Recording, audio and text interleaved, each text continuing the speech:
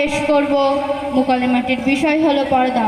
আমি মোসাম্মদ শবনম খাতুন ও আমার সহপাঠীর নাম মোসাম্মদ নাসরিন পারভিন।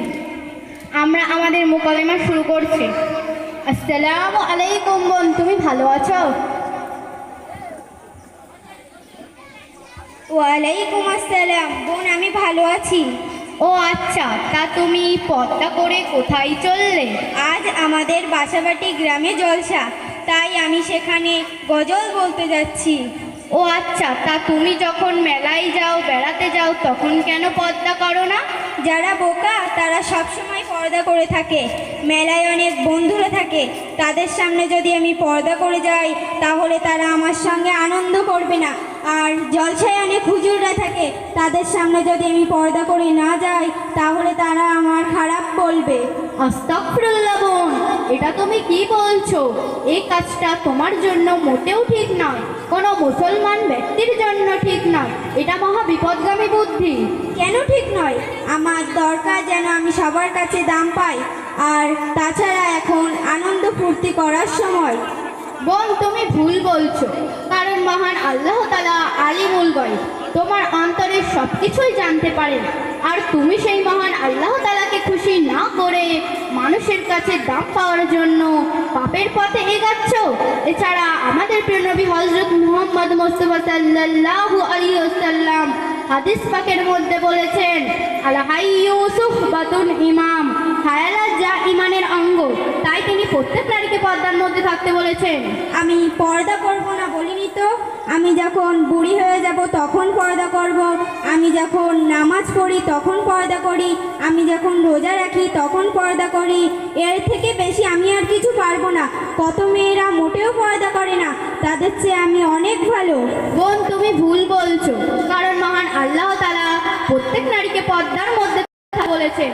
তিনি কুরআনুল কারীমে পর্দার নির্দেশ দিয়েছেন, আকরনা ফি বুহুরতুকুম আলা তাবারুজনা তাবারুজাল জাহিলাতিল উলা।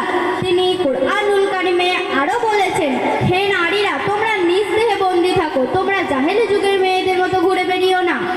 এই, তুমি এত জ্ঞান কোথা থেকে শিখেছো? হ্যাঁ, আমি শিখেছি আমাদের বাসাবাটি মক্তব থেকে, সেখানে আমাদের হুজুর জয়নুল আবেদিনের কাছ থেকে। সেখানে আমাদের শরিয়াতি বিধান অনুযায়ী এলেম জ্ঞান অর্জন করান। তুমিও চলো আমার সাথে, তুমিও অনেক শরিয়াতি এলেম জ্ঞান অর্জন করতে পারবে। না না, আমার কাছে মক্তবে যাওয়ার কোনো সময় নেই। আর তাছাড়া আমি যখন বুড়ি হয়ে যাব তখন নামাজ পড়ব, পর্দা করব, রোজা করব। এখন এইসবের আমার কোনো প্রয়োজন নেই।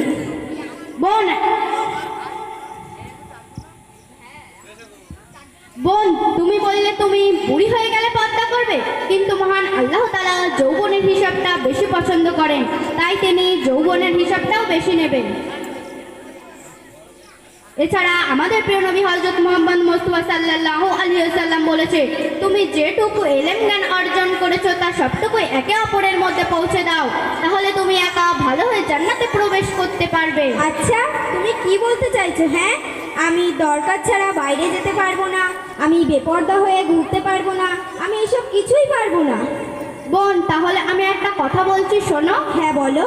ধরো আমি তোমাকে একটি দোকানে নিয়ে গেলাম, কয়েকটি লজেন্স খোসা ছাড়ানো অবস্থায় পড়ে আছে আর কয়েকটি লজেন্স কৌটায় রাখা আছে, তাহলে তুমি কোন লজেন্সগুলোকে কিনবে? কেন কৌটোর লজেন্সটা কিনবো? কেন?